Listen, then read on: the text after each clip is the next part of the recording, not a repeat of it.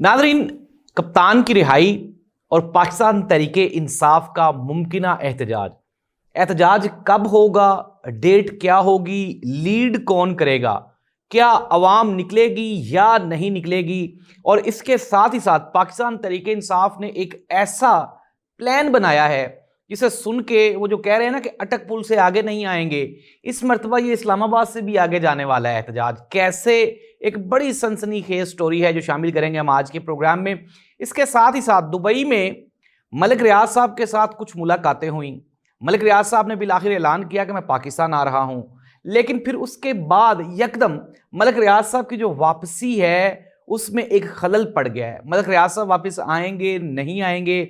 आसिफ अली जरदारी का किरदार इस सारी कहानी में बहुत अहम है। आपको याद होगा बिलावल भुट्टो जरदारी साहब ने अपने आखिरी इंटरव्यू में, जो उन्होंने एक इंटरनेशनल मीडिया चैनल को इंटरव्यू दिया, उन्होंने उसमें कह दिया कि हम जो हमारे जो यहाँ पे मुजाहिदीन हैं, कुछ नाम भी उन्होंने लिए, उन्होंने कहा जी हम उनको भारत के हवाले करने के लिए तैयार है। एकदम से पॉलिसी चेंज बिलावल भुट्टो की।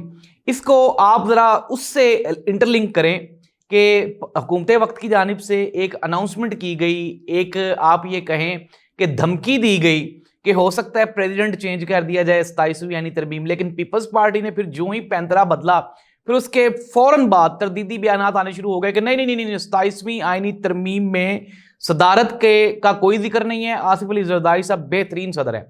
नाज़रीन, ये कहानी क्या है और मलिक रियाज साहब ने जो आखिरी लम्हे में इनकार किया है, ये इनकार क्यों किया है, और क्या 190 मिलियन पाउंड केस में गवाही देने के लिए मलिक रियाज साहब वापस आ रहे हैं या नहीं आ रहे हैं। दुबई में जो आखिरी मुलाकात हुई उसने सारी कहानी बदल दी है। ये मुलाकात किससे और क्यों हुई, ये भी इंतहाई दिलचस्प कहानी है।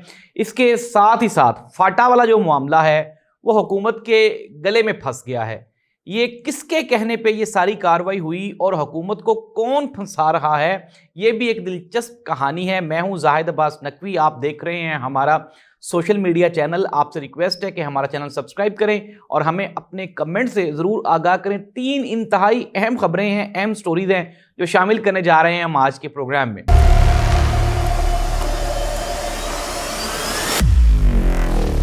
नाज़रीन, प्रोग्राम का बाकायदा आगाज करते हैं। सबसे पहले सबसे अहम और सबसे बड़ी खबर यह है कि पाकिस्तान तहरीके इंसाफ के pattern in chief Imran Khan ने ये पहले उन्होंने अनाउंस किया कि हम लोग एहतजाज करने जा रहे हैं, लेकिन फिर एकदम से आपको याद होगा कि ईरान इसराइल की जो जंग है वो शुरू हो गई, फिर वो पेंडिंग हो गया। इससे पहले पाकिस्तान भारत जंग की वजह से एहतजाज मुअख्खर हो गया, पेंडिंग हो गया, फिर दोबारा फिर कॉल दी गई, लेकिन मुहर्रम की वजह से वो जो एहतजाज था वो कॉल पेंडिंग हो गई। अब उसके बाद ये ऐलान किया गया कि पाकिस्तान तहरीके इंसाफ मुहर्रम के बाद एक बड़ी एहतजाजी तहरीक चलाने जा रही है। अब मुहर्रम तो खत्म हो गया, यानी कि 10वीं मुहर्रम की तारीख जो थी वो तो गुजर गई, जो डेडलाइन थी। पाकिस्तान तहरीके इंसाफ के लिए 3 बड़े चैलेंजेस हैं। सबसे जो बड़ा चैलेंज है वो मखसूस नशिस्तों के बाद KPK में जो सूरत हाल बन गई है वो इंतहाई दिलचस्प है। अब हुकूमत ने पहले ये कहा कि हम वहाँ पे तहरीक अदम एतमाद लाएंगे, लेकिन फिर उसके बाद मौलाना फजलुर रहमान साहब के इनकार के बाद और जो दूसरी सियासी जमातें हैं, जब उन्होंने वहाँ पे हुकूमत का साथ ना देने का ऐलान किया तो वो तहरीक अदम एतमाद की जो एक तलवार थी वो हट गई वक्ती तौर पे। लेकिन नाज़रीन, अभी तक मुकम्मल तौर पे वो टली नहीं है। अब जो पेशावर हाई कोर्ट है वहाँ पे PMLN भी हाई कोर्ट में उसने अपील की हुई है मखसूस नशिस्तों के लिए, ANP ने भी हाई कोर्ट में मौजूद है। अब और तो और पाकिस्तान तहरीके इंसाफ भी वहाँ पे चली गई है हाई कोर्ट में, जो मखसूस नशिस्तों के मामले को लेके। अब ये इंतहाई अहम सूरत हाल है। ऐसी सूरत हाल में जब पार्टी की जो मेन लीडरशिप है KPK की, जब वो अदालतों में इंगेज होगी, उसके अलावा सूबे में डिलीवरी का मसला है, वहाँ पे मसाइल के हल का मसला है, वहाँ पे जो वादे किए थे, सियासी वादे किए थे KPK की अवाम के साथ, उनकी डिलीवरी का मसला है। तो अब ये जो सिचुएशन है ये बड़ी चैलेंजिंग सिचुएशन है, पहली। नंबर 2, दूसरी बात, शेर अब्दुल मरवत को ले लें या फिर अली अमीन गंडापुर को ले लें, अलीमा खान का मामला ले लें, कहीं ना कहीं कोई ना कोई आपस का जो इख्तलाफ है पार्टी में वो कहीं ना कहीं से सर उठा लेता है। इमरान खान इसको लेके भी बड़े परेशान हैं।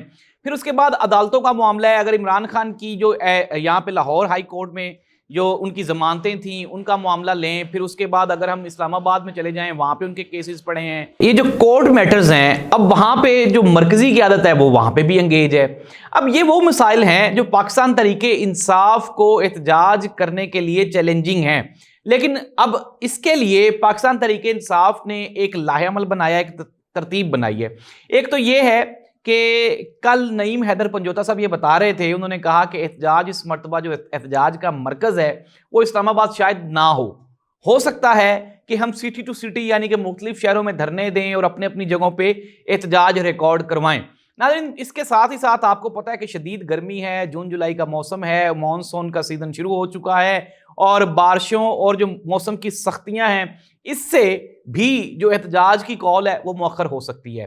اب ممکنہ صورتحال یہ ہے کہ کل پاکستان تحریک انصاف کے جو 3 بڑے ہیں ان کا ایک ان کی میٹنگ ہوئی اور اس میں یہ پلان کیا گیا کہ پریشر کو بلڈ کیا جائے گا، پریشر کو بلڈ کرنے کے بعد آہستہ آہستہ ہم ایک منظم احتجاج کی تیاری کریں گے، اور جب ہم یہ سمجھیں گے کہ اب یہ موقع ٹھیک ہے، وقت ٹھیک ہے، موسم ٹھیک ہے تو پھر ہم یہ احتجاج کی کال دیں گے۔ لیکن ناظرین میں آپ کو ایک بات بتا دوں، پاکستان تحریک انصاف پاکستان کی سب سے پاپولر جماعت ہے۔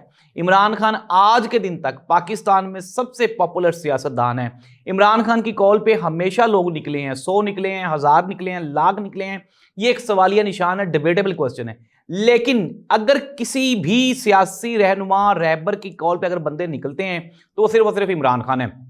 اب یہ جو کال ہے احتجاج کی یہ میں نے آپ کو بتا دیا ابھی پینڈنگ ہے، ڈیلے ہے، پلاننگ ہو رہی ہے، منصوبہ سازی ہو رہی ہے، اور اس مرتبہ پاکستان تحریک انصاف نے یہ پلان کیا ہے کہ اب کی بار جب ہم نکلیں گے تو ریٹریٹ نہیں ہوگا، واپسی نہیں ہوگی، ڈو اور ڈائی والی سچویشن ہوگی۔ یہ تو ناظرین تھی پہلی خبر۔ دوسری جانب عمران خان نے بھی اپنی پارٹی کو ٹائم دیا ہے، موقع دیا ہے، اور کچھ جو ٹاسک ہیں وہ آپ یہ کہہ لیں کہ سیکرٹ ہیں، وہ پارٹی نے کہا ہے کہ ہم وقت آنے پہ آپ کے ساتھ شیئر کریں گے۔ اب ہم آ جاتے ہیں دوسری خبر کی جانب جو سب سے اہم خبر ہے، خبر of the day, news of the day. وہ یہ ہے کہ ملک ریاض صاحب نے اناؤنس کیا کہ جی میں پاکستان آ رہا ہوں، 3000 کینال جو زمین ہے وہ میں شہداء کو دینا چاہتا ہوں، 7000 ارب روپے کا کچھ فنڈ ہے وہ بھی دینا چاہتا ہوں۔ پھر ایک کہانی کا پہلا یہ جو ایک تصویر تھی یہ آئی، پھر اس کے فوراً بعد ایک تردید آ گئی، ہمارے جو بڑے طاقتور ادارے ہیں ان کی جانب سے کہا نہیں ہمیں آپ کے پیسے نہیں چاہیے، ہمارے پاس اپنا فنڈ ہے، اپنا بجٹ ہے، ہم مینج کر سکتے ہیں۔ ناظرین ہوا کیا، میں آپ کو اندرونی کہانی سنانے جا رہا ہوں۔ کہانی یہ ہے کہ پاکستان کے مختلف لوگوں نے ملک ریاض صاحب کو اپروچ کی، محسن نقوی، اسحاق ڈار، اس میں P M L N establishment کے بھی کافی سارے لوگ تھے، لیکن ملک ریاض جو ہیں وہ کسی کی بات میں نہیں آئے۔ میں ملک ریاض صاحب کی بات کر رہا ہوں۔ اچھا، ملک ریاض صاحب کو جب اپروچ کر لیا گیا، پہلی بات تو آپ یہ سب جانتے ہیں کہ ملک ریاض نے ملک اس لیے چھوڑا تھا کہ یہ لوگ ملک ریاض کو پریشرائز کر رہے تھے کہ وہ 190 ملین پاؤنڈ والے کیس میں عمران خان کے خلاف وعدہ معاف گواہ بنے۔ لیکن ملک ریاض نے کہا جی کہ میں ایک بزنس مین آدمی ہوں، میرے جو موسٹلی جو کلائنٹس ہیں، کسٹمرز ہیں، وہ اوورسیز پاکستانی ہیں، اگر میں عمران خان کے خلاف گواہی دوں گا تو میری پوری کا پورا جو بزنس ہے وہ داؤ پہ لگ جائے گا۔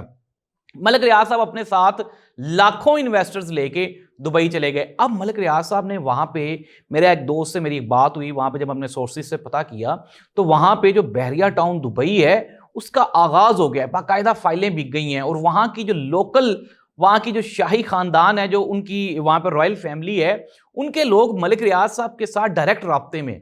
اب ملک ریاض کوئی پاکستان تحریک انصاف کا ایم پی اے یا ایم این اے تو ہے نہیں کہ یہاں سے کوئی 2 بندے جائیں گے اور اس کو کالر سے پکڑ کے لے آئیں گے۔ ملک ریاض از اے لیجنڈ، آپ کے سامنے ہے کہ وہ کس طرح سے بنا اور کس طرح سے اس نے ترقی کی۔ دوسری جو سب سے بڑی کہانی میں جو یہاں پہ جو تبدیلی آئی ہے وہ آصف علی زرداری صاحب ہے۔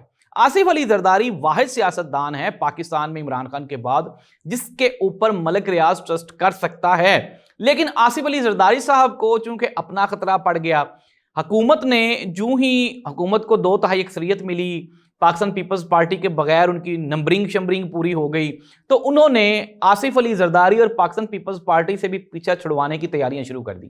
27ویں یعنی ترمیم کا ایک ڈھنڈورا پیٹا گیا، پھر اس میں یہ کہا گیا کہ لیٹ سی دیٹ، کہ ہم بال پھینکتے ہیں اور آگے سے رسپانس دیکھتے ہیں کس طرح کا آتا ہے۔ لیکن ناظرین پاکستان پیپلز پارٹی آپ کو پتہ ہے کہ پھر آصف علی زرداری صاحب بھی کھلاڑیوں کے کھلاڑی ہیں، انہوں نے یہ سارے کا سارا جو نظام ہے ان کے ہاتھ سے گزر کے ہی بنا ہے۔ اب ڈیموکریسی تو بقول جو پاکستان پیپلز پارٹی کے وہ کہتے ہیں ڈیموکریسی تو ہے لیکن فوت ہو گئی ہے، تو اب یہ جو مری ہوئی ڈیموکریسی ہے اس کے چیمپئن ہیں آصف علی زرداری صاحب۔ اب جو ہی آصف علی زرداری صاحب کی ریپلیسمنٹ کا ذکر ہوا، کہیں نہ کہیں غور ہوا، کوئی میٹنگز ہوئیں، تو آپ کو یاد ہوگا کہ بلاول بھٹو زرداری صاحب نے انٹرنیشنل میڈیا پہ بیٹھ کے انہوں نے کہا جی کہ ہم میں نام نہیں لیتا، ہمارے 3-4 جو مرکزی مجاہدین ہیں ان کے بارے میں بلاول بھٹو زرداری نے کہا جی کہ ہم ان کو انڈیا کے حوالے کرنے کے لیے تیار ہیں۔ ساتھ ہی ساتھ پاکستان پیپلز پارٹی نے پی ٹی آئی کے ساتھ جو ملاقاتیں ہیں وہ بھی بڑھا دیں، اور جو سب سے بڑی گیم چینج ہوئی، آصف علی زرداری صاحب نے دبئی میں اپنے کار خاص، ایک بہت ہی ان کے قریبی دوست ہیں، انہوں نے ملک ریاض کے ساتھ ملاقات کی اور انہوں نے کہا خبردار آپ پاکستان آئے تو یہ آپ کو بلا رہے ہیں اور بلانے کے بعد آپ کو یہ وہاں پہ پکڑ لیں گے۔ تو اس وجہ سے جو ملک ریاض صاحب ہیں انہوں نے اپنا جو اناؤنسمنٹ ہے وہ ہولڈ آن کر دی ہے آصف علی زرداری صاحب کے کہنے پہ، اور جو ہی یہ بات اسٹیبلشمنٹ کو حکومت کے حلقوں تک پہنچی تو انہوں نے دوبارہ پھر آصف علی زرداری صاحب سے معافی مانگ کے تو انہوں نے کہا جی بابا جی جان دیو، ہم تو آپ کے ساتھ پرینک کر رہے تھے، وہ دیکھیں سامنے کیمرہ لگا ہوا ہے، ہاتھ ہلا دیں۔ تو آصف علی زرداری صاحب نے ہاتھ نہیں ہلایا بلکہ ہاتھ اٹھایا ہے، اور ظاہر سی بات ہے حکومت یہ کنٹرول بھی ایسے ہی ہوگی، کیونکہ اب پی ٹی آئی کا جب جتنی دیر پی ٹی آئی رہی ہے آفینسو رہی ہے، وہ ڈیفینسو رہی ہے، تب تک پی ٹی آئی کا جو حال ہوا ہے وہ پورے پاکستان نے دیکھ لی ہے۔ اب جب پاکستان تحریک انصاف کو یہ سمجھ لگی ہے کہ یار پالیسی بدلنی چاہیے تو ہی یہ حکومت کنٹرول ہوگی۔ فاٹا والے معاملے پہ ان کو بہت سے لوگوں نے گمراہ کیا، اور فاٹا والے معاملے پہ انہوں نے کہا جی کہ یہ جو فاٹا کے ایریاز ہیں، ناظرین 17 ایم پی ایز ہیں جن میں سے 14 پی ٹی آئی کے ہیں وہاں پہ۔ اگر ہم فاٹا کی بات کریں تو فاٹا کا پورا جو ایریا ہے وہاں پہ تو پی ایم ایل این کا کوئی وجود ہی نہیں ہے، پاکستان پیپلز پارٹی کو تو کوئی وہاں پہ جانتا ہی نہیں ہے۔ یہ خرم دستگیر خان اور اس طرح کے جو لوگ ہیں انہوں نے مل کے وہاں پہ حکومت کو پھنسانے کی کوشش کی، اور انہوں نے کہا جی کہ آپ ایسا کریں کہ فاٹا کو ضم کر لیں اور وفاق کے متحد لے جائیں۔ ناظرین میں آپ کو یہ بتا رہا ہوں، سورسز یہ بتا رہے ہیں کہ فاٹا کو کنٹرول کرنا وفاق کے بس کی بات نہیں ہے۔ فاٹا کا جو سسٹم ہے وہ انٹائرلی ڈیفرنٹ ہے، وہاں پہ قبائل ہیں، جرگہ سسٹم ہے، اور حکومت اس کو اتنی آسانی سے کنٹرول نہیں کر سکتی۔ پھر پاکستان تحریک انصاف نے 18ویں ترمیم کے تحت کھپ ڈال دی، انہوں نے کہا جی کہ فاٹا تو آپ کے کنٹرول میں ہی نہیں ہے۔ اب ناظرین جو ممکنہ جو اصلاحات ہیں، جو ممکنہ ترمیم ہے، جو 27ویں جو آئینی ترمیم آ رہی ہے، اب حکومت بھی اپنا ورک آؤٹ کر رہی ہے نا، اپنا ہوم ورک کمپلیٹ کر رہی ہے۔ ایک تو انہوں نے آصف علی زرداری صاحب کو کہیں نہ کہیں جا کے تو کھڑے لائن لگانا ہے، اس کی تیاری ہو رہی ہے۔ پی ٹی آئی کو کھڑے لائن مزید لگانے کی تیاری ہو رہی ہے کہ کس طرح سے لگایا جا سکتا ہے، اور اس کے ساتھ ہی ساتھ جو مزید اپنی دسترس کنٹرول پہ کیسے قائم کی جا سکتی ہے، حکومت وقت یہ سوچ رہی ہے۔ نہ ہی تو عوام کا کسی کو کوئی خیال ہے، مہنگائی، بے روزگاری، مفلسی، جو ہڑتالیں ہیں، احتجاج ہیں، وہ وہیں کے وہیں ہیں، اس سے کوئی فرق نہیں پڑ رہا۔ وہ کہتے ہیں جی کہ ہم آپ کے ووٹ لے کے آئے ہی نہیں تو ہم آپ کو ڈیلیور کیوں کریں؟ سمپل سا یہ آنسر ہے، اور جسٹیفائی بھی ہے، ظاہر سی بات ہے کہ آپ نے تو ان کو ووٹ ہی نہیں دیے، آپ کے ووٹوں سے تو وہ حکومت ہی نہیں بنائی، ہائیبرڈ نظام ہے۔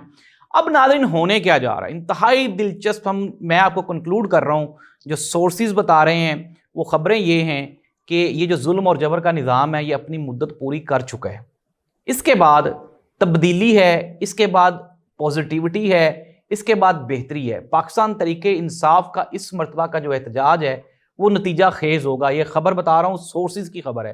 نمبر 2، وہ جو 190 ملین پاؤنڈ والے کیس میں ملک ریاض صاحب کو گواہی دینے کے لیے بلایا جا رہا ہے وہ بھی کسی کام نہیں آنے والا۔ ملک ریاض صاحب آ بھی جائیں گے تو یہ کیس وہیں کا وہیں رہے گا۔ عمران خان کو تو آلریڈی آپ 14 سال سزا دے چکے ہیں، اب اس کے بعد آپ نے کیا سزائے موت دینی ہے؟ مرڈر کا کیس تو عمران خان پہ ہے نہیں۔ اور تیسری سب سے اہم بات، حکومت اپنے اختیارات میں اور اپنی یہ جو پاور ہے اس میں اتنی مست ہو گئی ہے کہ حکومت کو اب سمجھ ہی نہیں آ رہی کہ حکومت کے ساتھ ہونے کے حوالے میاں نواز شریف صاحب کو ریلیونٹ کرنے کی کوشش کی گئی، وہ بھی ناکام ہو گئی، public popularity 0۔ It means that کہیں نہ کہیں جا کے جو تبدیلی کا عنصر ہے وہ ضرور ایفیکٹو ہونے والا ہے۔ پاکستان میں یہ جو نظام چل رہا ہے یہ پرماننٹ نہیں ہے۔ اس دعا کے ساتھ کہ پاکستان میں بہتر تبدیلیاں آئیں، پازیٹیو تبدیلیاں آئیں، حالات بہتر ہو جائیں، عوامی مسائل حل ہوں۔ اللہ اس ملک کا حامی و ناصر ہو۔ اللہ حافظ۔